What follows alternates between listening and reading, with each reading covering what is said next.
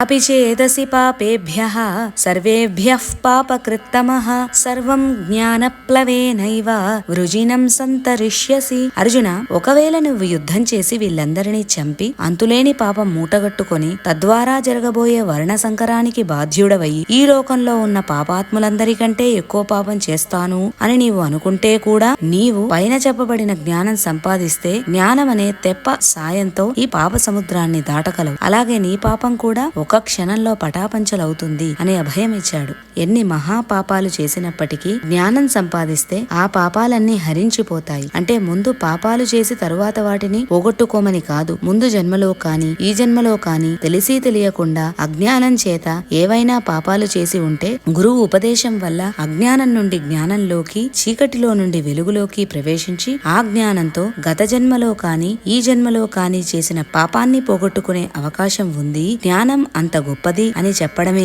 ఈ శ్లోకం యొక్క ఉద్దేశ్యం. కానీ పాపాలు చేయడానికి లైసెన్స్ ఇచ్చినట్టు కాదు. సముద్రం ఎంత విశాలంగా ఉన్నా దానిని దాటడానికి చిన్న పడవ చాలు, అంతేగాని సముద్రం అంత పడవ అక్కరలేదు. అలాగే మనం చేసిన పాపం ఎంత పెద్దదైనా దానిని ఇసుమంత జ్ఞానంతో ఆ పాప సముద్రాన్ని దాటవచ్చు. అంటే పాపమనే సముద్రాన్ని జ్ఞానమనే తెప్పతో చక్కగా దాటగలవు అని అర్థం. మంది ఒక దురభిప్రాయంలో ఉంటారు. పాపం చేసిన వాళ్ళు వేదాలు శాస్త్రాలు చదువరాదు, అసలు తాకనే తాగకూడదు, ఓంకారం పలుకకూడదు, గీతను చదవకూడదు అని ఆంక్షలు పెడుతుంటాడు. అది శుద్ధ తప్పు. ఈ శ్లోకం ప్రకారం ఎంత గొప్ప పాపి అయినా జ్ఞానం సంపాదించడానికి అర్హుడు అని ఉంది. జ్ఞానం రావాలంటే పురాణాలు శాస్త్రాలు చదవాలి. కాబట్టి పాపులు కూడా అన్నీ చదవచ్చు, ఏ దోషం లేదు. బాగా ఆరోగ్యంగా ఉన్నవాడికి మందు అక్కరలేదు, రోగికే మందు కావాలి. అలాగే పాపం చేసిన వాడికే దానిని పోగొట్టుకోవడానికి జ్ఞానం కావాలి. వాడే వేదాలు శాస్త్రాలు చదవాలి. కాబట్టి పాపాత్ములు కాని పుణ్యాత్ములు కాని ఎవరైనా కాని ఆత్మజ్ఞానం పొందడానికి అర్హులు.